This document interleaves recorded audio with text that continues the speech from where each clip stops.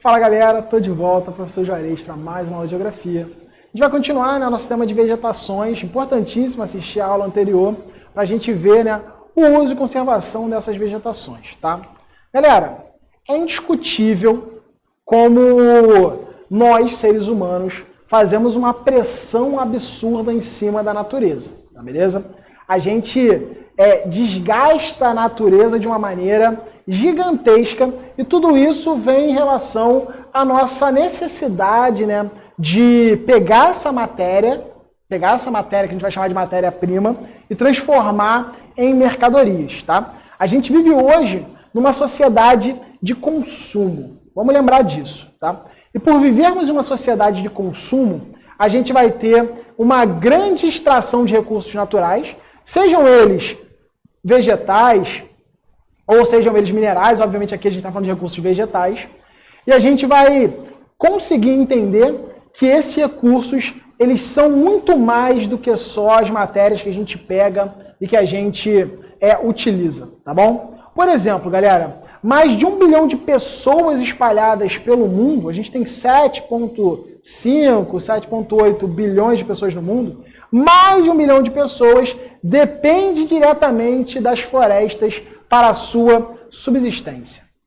E uma coisa cada vez mais grave que vem acontecendo é que as florestas, elas estão sendo muito desmatadas, elas estão sendo muito exploradas, tá? Seja por uma expansão da fronteira agrícola, seja por uma retirada de madeira para criar, por exemplo, móveis ou construção, seja para a exploração dessa floresta para a criação de medicamentos ou para a criação de cosméticos, não importa, tá? Várias formas diferentes causam impactos cada vez maiores nesses espaços florestais e esses impactos que são cada vez mais crescentes, eles estão afetando diretamente essas pessoas que dependem da floresta para sobreviver. Mas não só isso. Quando a gente desmata, quando a gente acaba com uma área florestada, a gente também está impactando diretamente sobre o clima de vários lugares, sobre a dinâmica de chuva de vários lugares, como a gente viu, por exemplo, no ciclo hidrológico, tá bom? A gente vem destruindo muitas dessas dinâmicas e acabando com muitos desses processos, tá? E aí a gente precisa pensar e refletir a partir disso aqui que eu vou mostrar para vocês. Galera, dá uma ligada nesse mapa. Observa aí. Vamos olhar no reloginho. Olha só, galera, esse mapa está mostrando para a gente algumas coisas muito específicas, tá?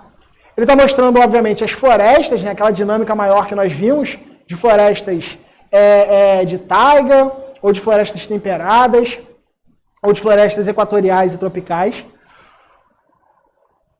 Perdão, que são as mais utilizadas.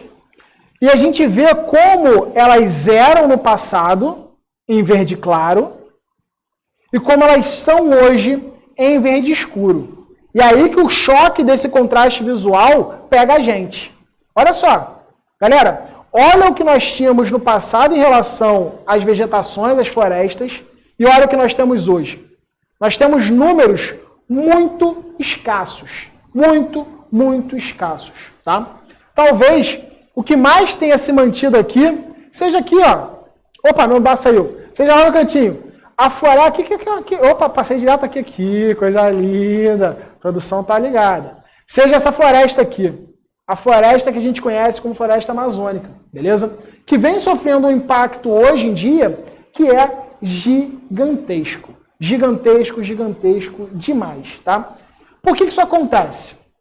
Esse impacto, galera, ele é muito resultado das políticas que nós temos no território brasileiro de expansão da nossa fronteira agrícola, tá? Pegando principalmente áreas que não foram ocupadas para se tornar área de pasto, principalmente, mas também para se tornar área da produção do agronegócio. Agronegócio esse que a gente pode destacar a soja como sendo os principais produtos brasileiros, talvez o principal produto brasileiro, tá? E não é só isso que esse processo vai gerar de impacto. Esse processo também gera de impacto o seguinte, a utilização de água de modo extremamente abundante para essas produções. Tranquilo? Gerando todo um problema, gerando toda uma consequência gigantesca. Aí tu vai falar, meu Deus, o que eu vou fazer agora? Minha vida acabou. Já era pra gente. O que a gente pode fazer? Simples. A gente pode administrar essas áreas florestais que ainda existem de forma bem simples e tranquila. Quais são elas? Criando algumas áreas de proteção, algumas áreas de uso bem específico, de bastante cuidado, beleza? A gente pode ter unidades, né, de uso sustentável sendo criadas, sendo geradas. E o que seriam essas unidades de uso sustentável? São unidades florestais que a gente pode utilizar de modo consciente, explorar de modo consciente, para preservar ela para o futuro. Lembra da ideia de sustentabilidade? De uso agora, mas de manter recursos para as gerações futuras, de manter recursos para as próximas gerações. Isso é importante. E nós temos também, galera, aqui, ó, as unidades de proteção integral. E aí que as leis são mais rígidas. E aí que as leis são mais fortes. Por quê?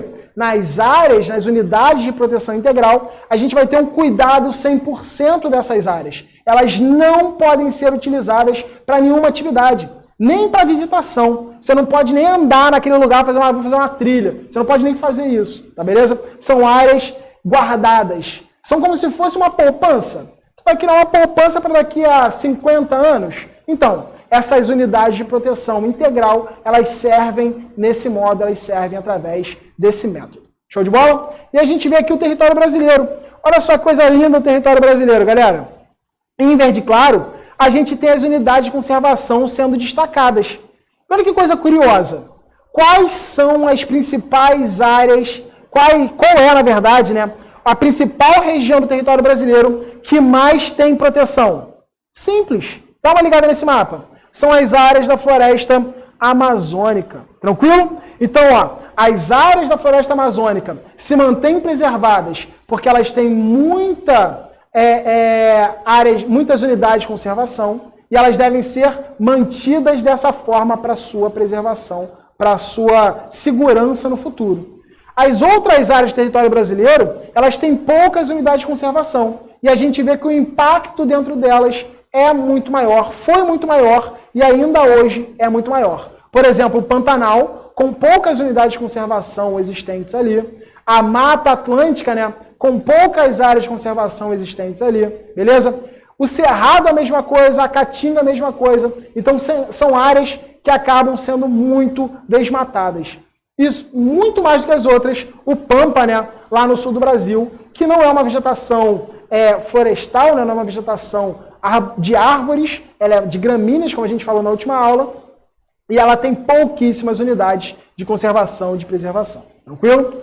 Então, é basicamente isso que eu preciso que vocês entendam. Qualquer dúvida, estou aí para vocês. Valeu, gente? Beijo, tchau, tchau. E a gente se vê na próxima aula.